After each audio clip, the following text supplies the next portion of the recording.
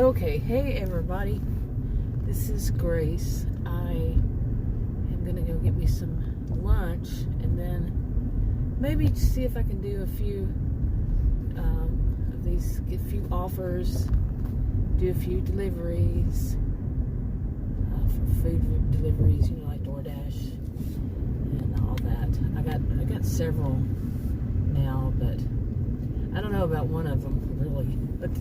Haven't known about it for a while.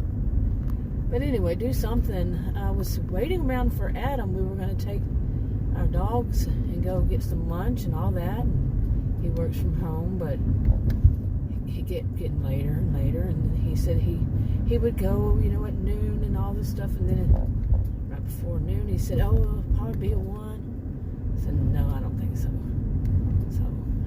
So that was enough. This speed limit, people, is 30. The sign was right there. So you're gonna get on my tail? See what happens. You'll be going 29, 27. Really, people. This road has been here for how many years? The signs have always been the same. The speed limit, there is usually sometimes a cop sitting right there. And people still want to go down this road speeding. They own the road, they think. They don't get it. It's not, those are not suggestions. What kind of people think that those are suggestions? Exactly. So, we don't have to go those speed limits. We can go faster than them. Oh my, if we want to. It's our roads. We own them.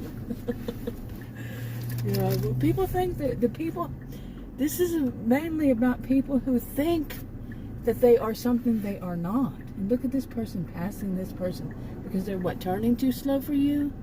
Seriously? And it says in those lines, don't they mean? Yes, they do mean you cannot pass. Well, but some people truly believe they are something that they're not. Really, especially I see it now. I have always seen it before when I would just drive to the store. I would see people act like that, behave like that. I don't know if you saw that, but, well, you probably did, the way the angle of it was. But, they truly believe that everybody in front of them has to move out of the way. They want to go faster. No, they don't. But see, they make up these rules and laws in their own minds. And they really think this is the norm. To them, this is how it is. And you're not going to change their way of looking at it. To say, look here, read right here. Nope, nope, that's just suggested. That's, anybody can write that kind of stuff. And yeah, even if it has whatever, and whatever it is, it doesn't have to be about driving, but whatever it is that there's a rule or law or something, they say, nah, because they don't want to think of it that way. Ooh, you should be glad you didn't hit me. See, and if you don't do what they want to do, there's a threat. There's a threat. They're going to make sure they come real close to you and threaten you. God, histrionic much? Just psychopathic. So, I'm not diagnosing, but that's kind of like a psychopath. Seriously, though. Okay, I would say that this is just how my day is going to be. It seems like, but that's kind of much every day. It really has been. I don't remember when I had just an easygoing good day. But after that, with the person that almost hit me because they have an attitude problem. They have an attitude about themselves. No. And that's the thing that this world is becoming more and more of. But I also had it at the next little part of my day, and yeah. And I'm like, oh boy, is it going to be another theme of the day? But this is it. But a lot of things that are happening, made me, think about this kind of situation. The reason I went ahead and left because, like I said, Adam he works from home. He's an electrical engineer. I'm working for my health insurance, which I don't think there's anything at all more important than your health in life. No. And it was just not right for me to have to sit there and wait, plus to wait. I'm diabetic, to wait to eat and everything. That's his issue, that he had to get something finished. Okay, that's yours. That's not mine. I've known him for over 40 years, and I can't do that. And it is so easy for something like that to happen when everything, after that, everything, some people, I'm not saying he is or not, but some people, you give an inch, they take a mile. And how many know that expression? And like that situation, we were going to do this, and we were going to take the dogs. It was going to be 11:30 to, actually at first it was supposed to be 11:30 or noon. Okay, so it was 11 o'clock when all this, started. And then he wanted, he said, well, noon, later on, because he's doing this. And then he said, I'm not ready. It was getting closer and closer and closer to noon, Oh, I'm not finished. I didn't ask him a whole bunch of times, but maybe twice. So I shouldn't put it that way. Maybe twice. But then when he said 1, we jumped from noon to 1 when it started 11. And I've been in situations like that for a lot of years, on and off, when whatever it is for me, is put on the back burner. It's pushed back easily. And not just one person, not just, I grew up with this kind of person. When it's about you, we don't have to worry about that right now. Some say it nice, I'm talking since I was a kid. My mother suffered from postpartum depression when she had me. She never got past it, really. And so I kind of have a really good idea about neglect and being that person that people don't want to even have around. And she taught my siblings that kind of attitude toward me. And so when he did that, that was a trigger. Oh boy, triggered me big time. And he didn't help it with his words either. So I left. I said, it's best just to, some people say, oh, you got to sit there and, argue it out. No, sometimes it's best to walk away. I'm not giving anybody advice. This is how I feel about me, my situation. I don't give anybody any form of advice, suggestions, nothing, because people can be dangerous. Plain and simple. I don't know you. You don't really know me. Don't know your situation. But for me, that was the best situation, was to go ahead and say, you do you, I'll do me. That poor pup, that poor dog, though. The thing about it is, he's a American Pit Bull Terrier. He is the sweetest dog I've ever known. Seriously. American Pit Bull Terrier. The ones that people were afraid of. But he's so sweet. He was a rescue. We got him, I think, at 8 months, I think it was. And but we kind of worried about taking him out in the summertime, when the temperature was in the hundreds, and it's been like that. It was like that from all the way. Sometime in June it started, and went all the way through September, parts of September, and then we got down to 90, and this is October 2nd, and today's 90 some. It'll be 91 or 93. I think it's 93 today, high. And we worried about taking him out during that time because he likes to run away. He didn't at first, but he likes to run once he gets out. And he's very strong. And you think they might not be, but they can be, very strong. And the other one, he's a Black Lab Australian Shepherd mix. And he's strong. And when one pulls, oh my goodness, you pull your shoulder out or something. Oh. But, so in the heat, having to run after him, if he does get loose, we saw the scene too many times play in our mind. But I'm afraid that he will want to run away even more if he's stuck inside all the time.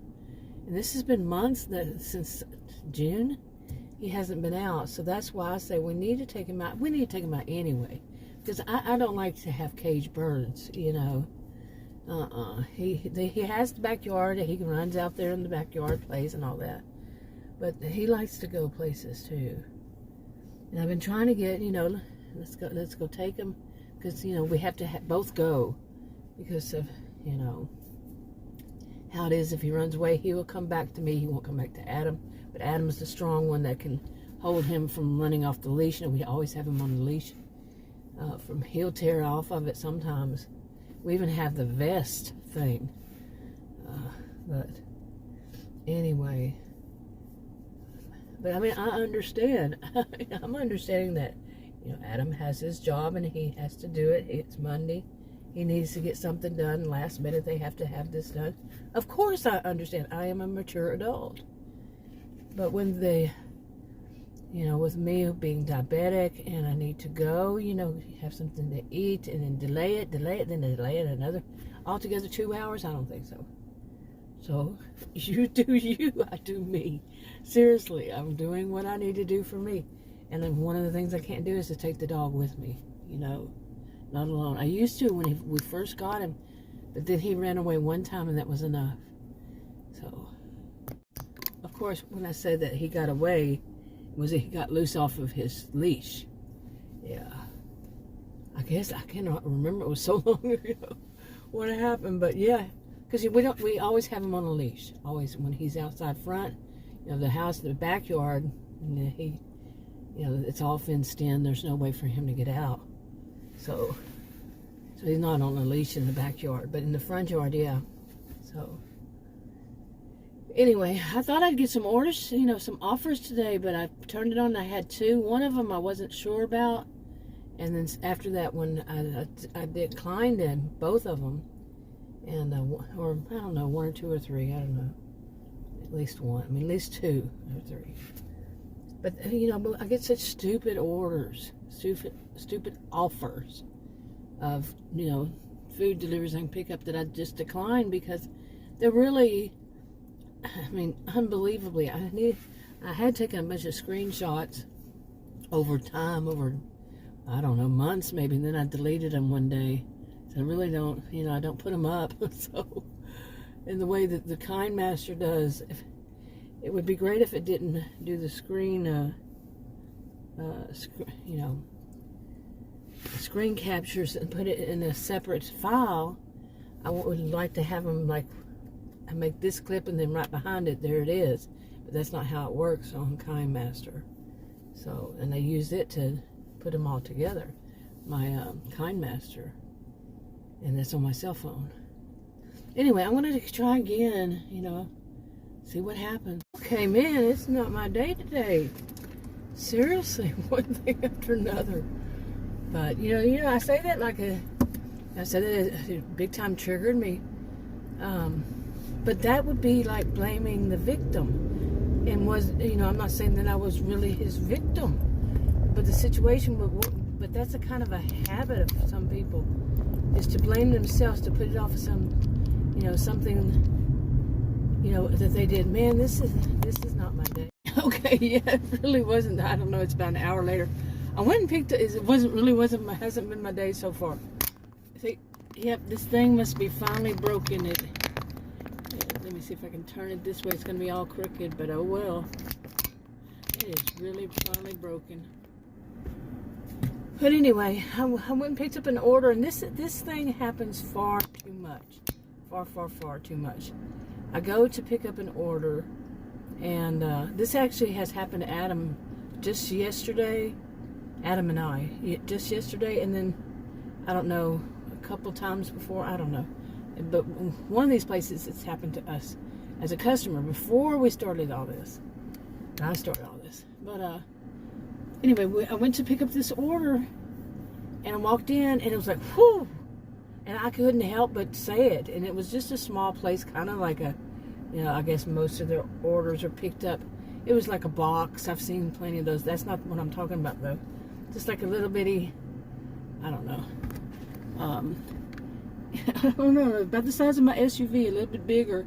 You walk in and you get your order, and, it was such a foul odor. It was natural gas, you know, like heat, usually for your heater or whatever, natural gas. And I smelled it in too many restaurants, and it's not like it's every one of them, nope. But every blue moon, I think, since I've been delivering, It's been that one pizza place that had happened to Adam and I as a customer before, and we just turned around. I said, no, we're not going there. It's smell, and walked out. And then when I went back to pick up, when I went months later, I don't know how long it was, but since I've been delivering, I had one there, and I said, I hope it doesn't smell like gas like it did. And I walked in, and it did. It was a pizza place. Pizza places, yeah, they tend to have, for me, I'm not saying where you live, I'm not saying all of them, but I tend to smell a little bit of that natural gas, at least a little, which kind of, I don't know. That's not my area, so I'm not going to speculate. But anyway, that place, and the unfortunate thing is the woman didn't speak English. She was Asian. I don't know what language she spoke, of course. And so what am I gonna do, But you'd think other people who come in would tell them or something. But it could just be how that those restaurants smell too. Just an odor. And it's not just that one, like the pizza one, the other ones, it could just be an odor. And I'm picking up, Adam says he doesn't really smell it, but yesterday we went to a restaurant, and we've been there before, and it smelled like that. And it's a pizza place. I mean, no, that one is a Tex-Mex. Not pizza, but Tex-Mex. So, this happens too often, really.